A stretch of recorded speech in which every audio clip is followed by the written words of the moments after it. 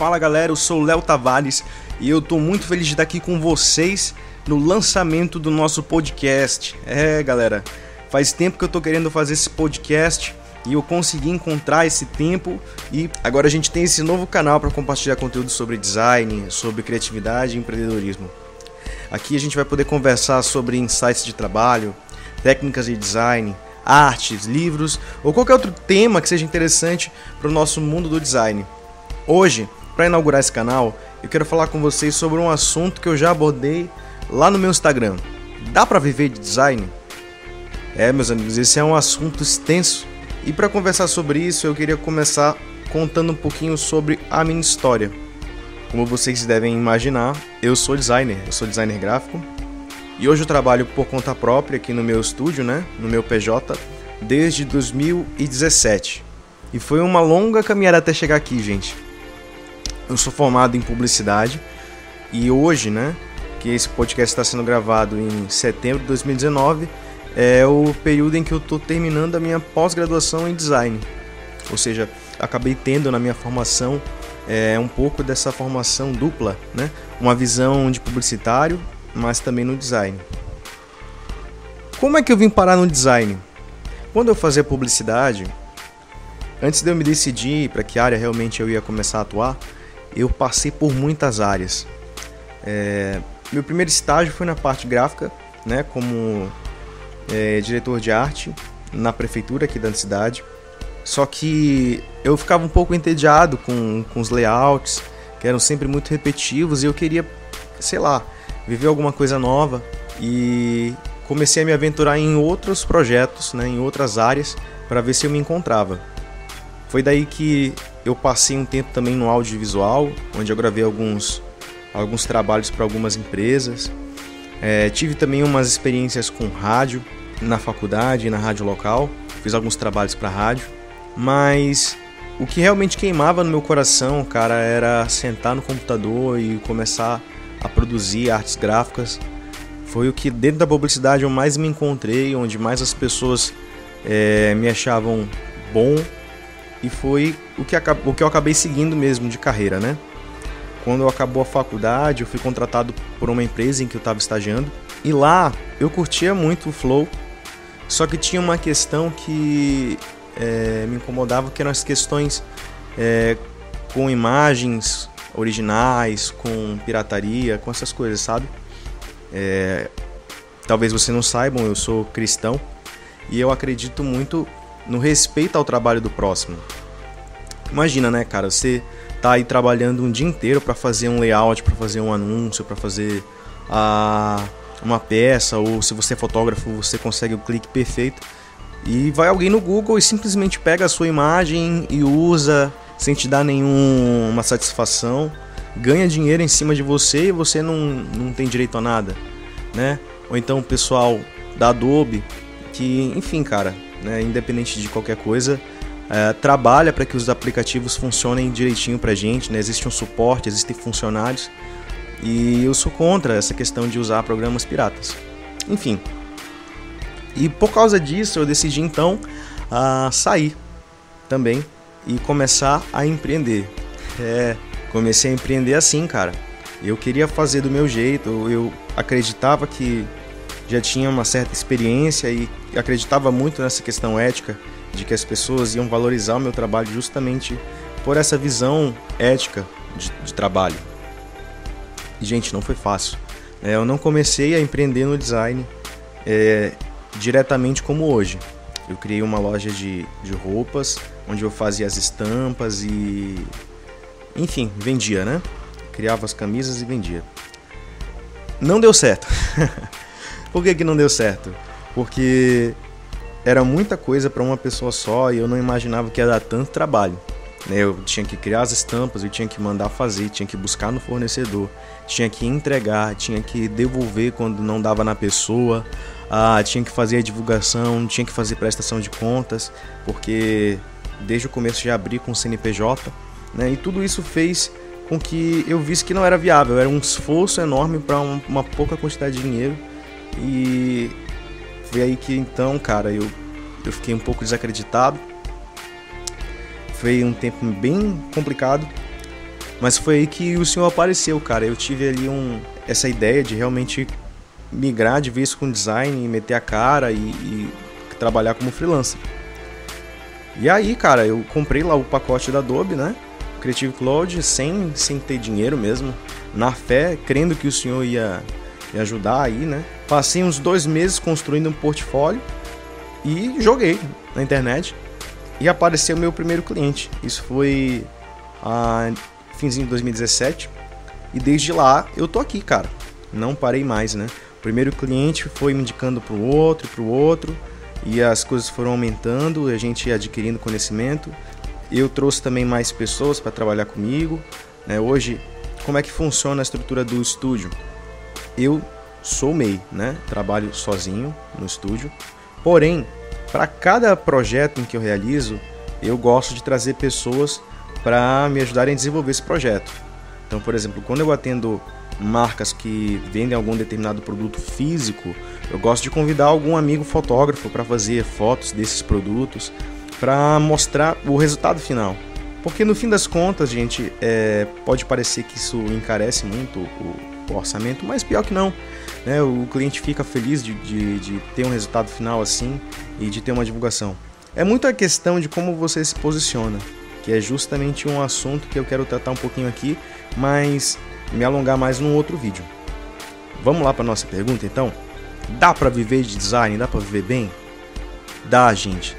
Com certeza dá. Olha, hoje, em 2019, no lançamento desse podcast, eu estou casado, vivo eu e a minha esposa. A perspectiva, no meu ponto de vista, é que o estúdio cresça cada vez mais, ainda mais com o podcast, com essas outras iniciativas que a gente está fazendo. Mas vamos lá para exemplos da vida real? No design gráfico, né, onde a maioria das pessoas tem trabalhado esses últimos tempos. Por exemplo, alguns que eu curto muito, né? Pedro Paneto, que foi meu professor de proporção áurea, que tem uma vida muito ativa no design, é um designer premiado no A-Design Awards, se não me engano, 2 vezes ou mais.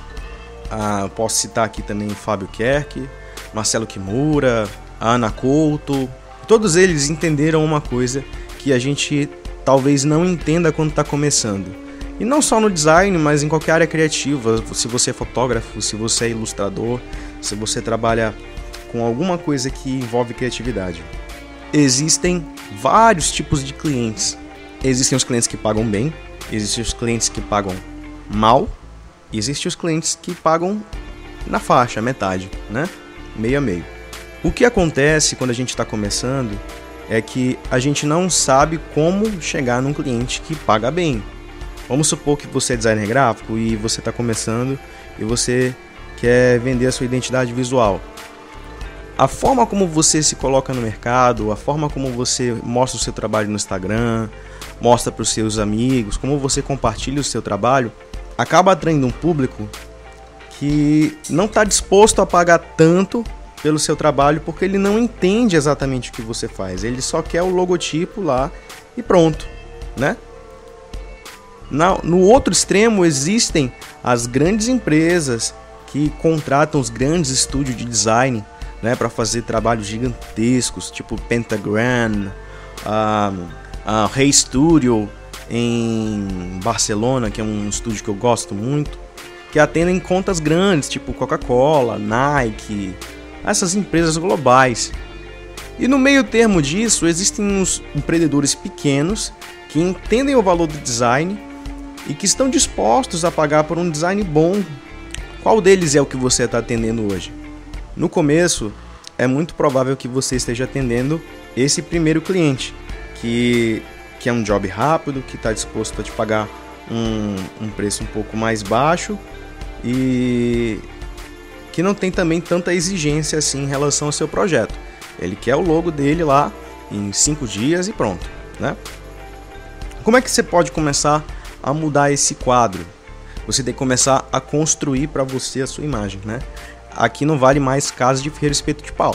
Se você quer realmente atingir clientes melhores, você também tem que começar a oferecer um serviço melhor. E a melhor forma de fazer isso é mostrar que você se garante, cara.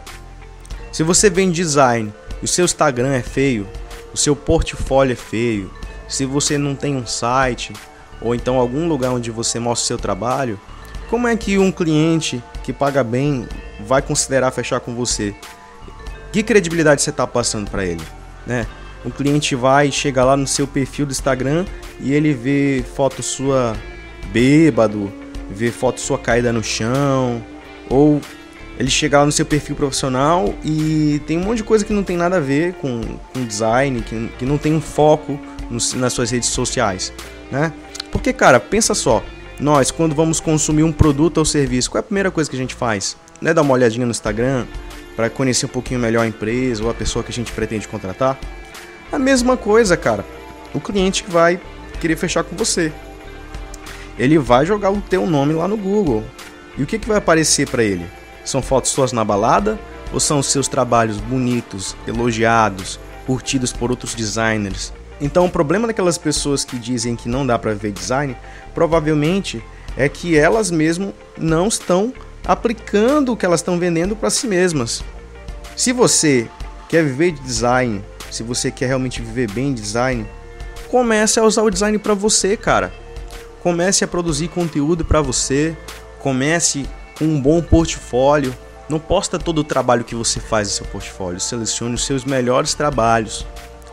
Organize tudo com coerência, com didática, com explicação, porque você tem que pensar que o cliente que está chegando ali no seu portfólio, ele não conhece, cara, sobre design, ele não conhece termos técnicos, então você tem que levar em conta essas questões quando você for montar o seu portfólio, quando você for apresentar o seu trabalho. E mais, cara, além de design, todo profissional autônomo ou todo empresário precisa ter um mínimo de noção de marketing, de vendas. Ninguém enriquece sem fazer marketing ou vendas. Você tem duas formas de fazer dinheiro com vendas: vendendo o seu serviço ou vendendo um produto. E qual é o problema de muitas pessoas que estão querendo vender? Elas estão vendendo num momento errado. Então, o segundo ponto que pode estar te impedindo de viver design é porque você não está sabendo vender o seu trabalho. Como assim, Léo? Existe uma forma certa de vender? Existem muitas técnicas de venda que você pode aprender no marketing, com bons livros, com outros profissionais mais experientes, com essa troca de ideia, com esse próprio conteúdo. Quer ver? Vamos lá, vamos entrar um pouquinho nessa questão de venda, tá bom? Quem normalmente não tem noção de venda tem um problema de vender na hora errada. Como assim na hora errada, Léo? Qual é a hora certa, então, se eu estou vendendo na hora errada? A hora certa de vender é quando o seu cliente já tem muita informação a seu respeito e ele está encantado pelo seu trabalho. Tá, Léo, mas como é que eu faço isso? Uma técnica que eu aprendi a aplicar no meu trabalho e que eu tenho usado para mim, para os meus clientes, uma técnica chamada funil de vendas. A sua intenção nessa etapa é atrair a atenção da pessoa que você quer vender. Vamos lá para o Instagram. A primeira etapa pode começar com um post bem chamativo, em que você mostra uma dica ou mostra um trabalho que vai conduzir essa pessoa para a segunda etapa, que seria um interesse, né? Então, por exemplo, o seu post pode fazer a pessoa clicar ali na legenda para ler. E ali naquela legenda, você tem que despertar nele o interesse de querer saber mais sobre o seu trabalho. E aí essa pessoa vai lá, vai clicar no seu perfil, vai dar uma olhada no seu feed. E se ele realmente se interessar, ele vai clicar lá no link da bio. E aí que você tem que se preocupar. Onde é que esse cara vai cair quando ele chegar nesse link da bio? O ideal seria você ter um hot site, ou um site que explicasse melhor para esse cliente uma proposta do que é o seu trabalho e lá você pudesse oferecer uma amostra grátis. Um e-book, uma palestra, um podcast como esse, uma forma de educar esse cliente. Porque quanto mais educado o seu cliente estiver a respeito do problema em que ele tem e da solução que você oferece, mais propenso ele vai estar para pagar um bom valor a respeito dessa solução. E como é que você vai fazer isso? Educando esse cliente. Como? Através de conteúdos educativos nas suas redes sociais, no seu site, num podcast como esse, Porque depois que ele começa a entender mais sobre como funciona o seu trabalho, quais são os benefícios do seu trabalho, ele começa a ter um desejo por esse trabalho. Entende? Olha a diferença. É tipo você empurrar a goela abaixo uma coisa em que o cara realmente só vai te pagar o básico. Mas outra é vender num outro momento em que essa pessoa já conhece seu trabalho, já te vê como uma autoridade, ele percebe que ele tem um problema, que a venda dele está empacada porque o produto dele é feio e que você pode solucionar esse problema e fazer as vendas dele aumentarem, fazer a empresa crescer. Você entendeu a diferença? Quando você consegue vender nesse segundo momento, que seria o fim do funil de vendas, o cliente está pronto para pagar o preço que você cobrar. E não só isso, se você entregar um bom trabalho para esse cliente, esse cara vai fidelizar, vai te indicar para outras empresas, vai dizer, cara, esse cara, ele sabe o que ele está fazendo, ele é um profissional diferenciado, cara. É muito provável que isso aconteça. E foi assim que eu cheguei aqui. Então, se você quer saber um pouco mais a respeito dessa técnica do funil de vendas e algumas dicas de como colocar isso no seu negócio, dá uma olhada lá no nosso site, é leotavares.com.br. Lá tem a parte do blog, onde eu vou publicar alguns artigos a respeito disso. E também vou colocar alguns livros que vão ajudar vocês, não só nessa parte de vendas, mas nos fundamentos do design e algumas outras coisas que a gente vai discutir aqui, tá bom? Então é isso, meus amigos. Eu espero que vocês tenham curtido esse conteúdo. Eu espero que isso tenha ajudado vocês a pensar um pouco, a fazer vocês crescerem profissionalmente. E se vocês realmente curtiram esse canal, curtiram esse conteúdo, fiquem ligados, assinem para receber novos conteúdos. A minha meta é produzir um podcast por semana. Eu ainda não sei se isso vai ser possível, mas é o que eu quero. Inclusive, me ajudem aí. Comentem um dia que vocês acham melhor para lançar os podcasts, qual é o dia que vocês têm mais disponibilidade para ouvir. Também estou super aberto aí para qualquer tipo de sugestão, qualquer tipo de dica que vocês queiram dar e fazer com que esse podcast cresça e ajude vocês, tá? Então é isso, meus amigos. Grande abraço e até a próxima!